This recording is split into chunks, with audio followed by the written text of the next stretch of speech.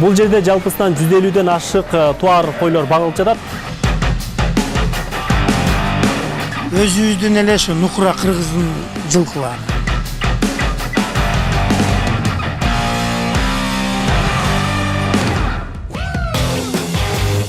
Инсан долбоорунун бул чыгарылышы айылда мал чарбачылыгы менен ийгиликке жеткен адам тууралуу баяндалат. Каарманыбыз Өзгөн районунун Кызыл Октябрь айыл өкмөтүнүн тургуну Кубатбек Исмаилов. Ал 18 жылдан бери мал чарбачылыгында иштеп, өзүнүн айылына бала бакча салып берген.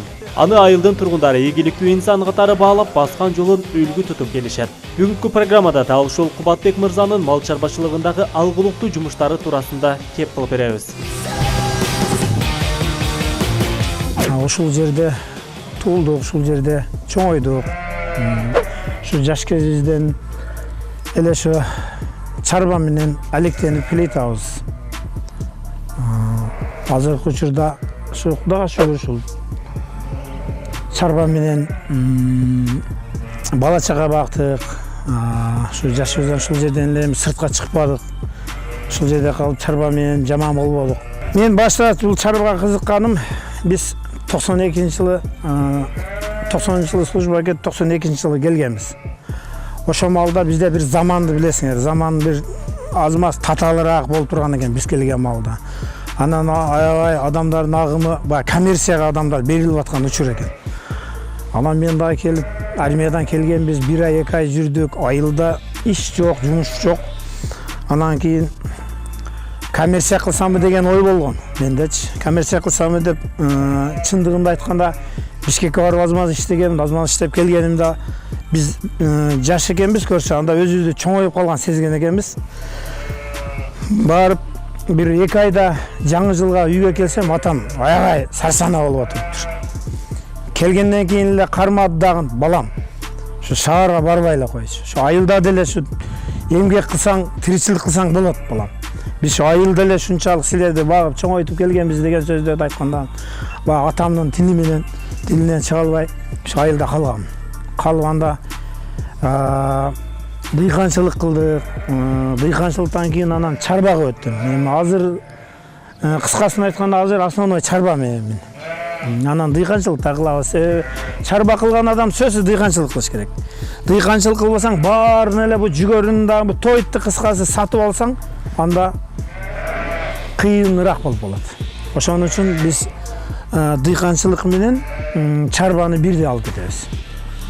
Себеби арпа, будай, жүгөрү себебиз.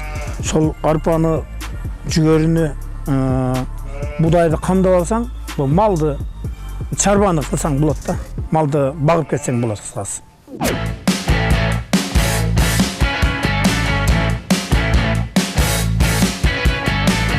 Өзгөн районунун Кызыл Октябрь айыл өкмөтүнүн жашоочусу Кубатбек Исмаиловдун учурда 100гө жакын кою, 50ден ашык жылкысы бар.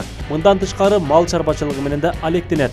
Ал учурда айылдык кеңеште депутат дыйканчылык мал чарбачылыгында ийгиликке жетиш үчүн талыкпаган мээнет жана чыдамкайлык керектигин айтып өттү. Эң биринчи адам мээнеткеш, эмгек кылыш керек. Булгачы мээнет кылыш керек, муну өнүктүрүш үчүн. Анан кийин бул ишке дагы эрик керек. Бул малды, койду бир мээнет менен, анан кийин анча-мынча кыйынчылыгына жааны болот, ысыгы болот дегенде ошого чыдаш керек. Анан бул малдын дагы өзүнүн бир мындай кароону, малды бир көбөйтүүнүн жолдору бар. Ошолорго дагы кичине бир мындай көз жетиш керек да кыскасы.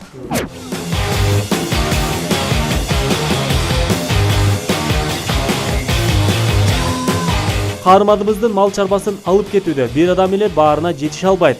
Мындан улам ал кой, уй жана жылкы багууга атайын жумушчуларды алган. Кой бакканга, мал баккан, жылкы бакканга балдарды аламын, жумушчу кылыпчы. Канча жылдан бери эле ошентип келатат. Себеби буга чейин менин балдарым жаш болчу. Жашында мага эми өзүң жалгыз алып иш жакка барбайсың. Өзүң жалгыз туурусын айтканда акылың жеткен менен күчүң жетпей калат, убактың жетпей калат. Ошон үчүн постоянно бир 4-5 жумуш алам.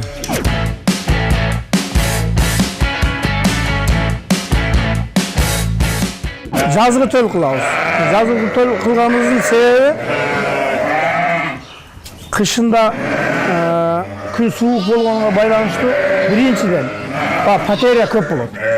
Анан кыйынчылыгы көп болот да, түйшүк көп болот. Анан мына жазгы төл кылсак, бир айдын ичинде баары төлдөр болот. Бир айдын ичинде кичине кыйынчылык болгону менен мына күн ысыгында өтө эле ысык электе төл алып бүтөбүз. Март чейин, апрелге чейин основной койлор төлдө бүтөт. Анан экинчиден бул жазгы төл тоютка дагы экономичный. Тоютка экономичный болгону кышта кой төлдө болсо талага айдагенге ыңгайлуу. Кышындасы койлор кышта төлдөгөн болсо талага айдай албайсың.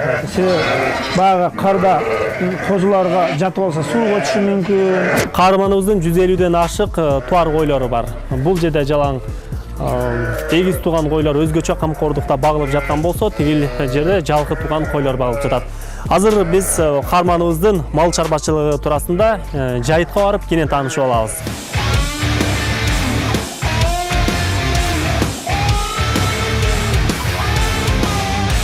Каарманыбыз Кубатбек Исмаиловдун короосунда кароого муктаж болгон мал жандыктарын багылат. Ал эми өзү жашаган үйдөн алыс аймакта жылкылары багылып келет. Кеч күздө, кышта жана эрте жазда анын көл жээгиндеги жайыты мал кароого ыңгайлуу. Койлорду багат кез, уйларды багат кез, анан кыргыз болгондон кийин сөзсүз түрдө ар бир кыргыз жылкы багуудагы өзгөчө кызыгып, алардын асыл тукумдугуна, күлүктөрүн карап жылкы бакканга дагы эр жигит кызыгат экен. Сиз ушул жылкыларды кантип көбөйтүп баштап калдыңыз? Ушу мал чарба менен өскөн үчүн жылкы менен, кой менен, мал менен чоңойгонбуз. Анан өзүмчө болгондон кийин дагы баягы атабыздын немесине алып барып, чарба менен болгондон кийин бир тараптуу эле болбой, ошо жылкы, мал, кой кармаган жакшы болот. Жылкы кармап деле жаман болбодук, уй кармап деле жаман болбодук. Өзүбүздүн эле ушу нукура кыргыздын жылкылары. Байыркы кыргыздын жылкыларынан өзүбүздүн. Анан кийин биз көбүнчө туура азыр бул жерге бээлерим өзүм жакшы да чоң бээлерим бар, алар келбептир, балдар алып келбептир. Жайытта жүрөт. Жайытта жүрөт. Жайытка чыккан мал азыр. Анан бизде мынау быйыл анысыбек кышта жакшы болду. Анан кыш кандай болгон кезде деле анчалык эле кол карабайт. Таладан чыгат бул жылкы жаныбар. Бизге ошол жагы кыйла ыңгайлуу жылкы кылганыбызга. Азыр мына быйыл жылкылар бири да кол карабады, таладан чыкты баары. Бардыгы таладан чыкты. Азыр ошол төлдөй турган жылкыларыңыз канча? Азыр чоң төлдөй турган бир чоң бээлерден бир 30 бие бар. Анан калгандары кунан, тай дегендей ошондой. Сиз кантип көбөйттүңүз ушу жылкылардычы? Эми жылкыны көбөйтүш үчүн ушул бээлерге жакшы айгырды тандап коюш керек, айгыр жакшы болуш керек. Анан эми бээни основной ушу туар малда жакшы карап коюш керек. Эми жылкыларыңыздын дагы санын канчага жеткирейин деген пландарыңыз бар? Эми жылкыны канча кылсаң деле болот. Эми бул жылкы жаныберден, бул мал жаныберден сатып, баягы керектүү үчүн сатып иштетип турасың. Адак жылкыны карасаң, 100ге жеткирсең деле өздөрүнүн тамагын өздөрү таап жейт болот. Таладан. Сиз ушунча жылкы багып, мал чарбачылыгы менен алектенип жүрүп, бир эмне пайдаңызга жарата алдыңыз да ушулардычы? Эми бул жылкыны, малды багып жүрүп, кандай бала чака бактык, шунун артынан үй жай салдык дегендей. Анан дагы бул элдин ата-эне дагы, ата дагы, эне дагы бала төрөлгөндө элдин керегине жараган балдардан болсун деп айтылганса курук калбаш үчүн элге, биздин элде чындыгын айтканда биздин айылда садик жок эле, бала бакча жок эле. Анан эми ошолордун өзүбүздөн ашканын ошо элге садик салып бердик 100 орунду. Азыр ошол жерде 100 бала ошол жерде тарбияланып атат. Жылкылардан тышкары бир канча уйларды дагы багып келет. Ага улай эле үйүр бөлүнгөн койлору дагы бар. Ошол койлоруңуз кандай эми? Кандай көбөйүп жатат? Кайсыл породада койлор басымдуу? Бул койлор жанакы айткан өзүбүздүн эле кыргыз породада. Бирок буларга кочкорду карап коебун. Баягы Тажикстандан алып келген кисари кочкорлордон. Ошондо козулары жакшы козулар туулай берет. Жана короонда баягы бизде төлөм ал деп айтып кетпедимби? Ошондон баягы 10 күн 15 күндүк болгондо бул жака жөнөтөм жайытка. Ошолор буларчы. Ошо койлор эми азыр. Ошол Тажикстандан келген кочкорлор ушулар.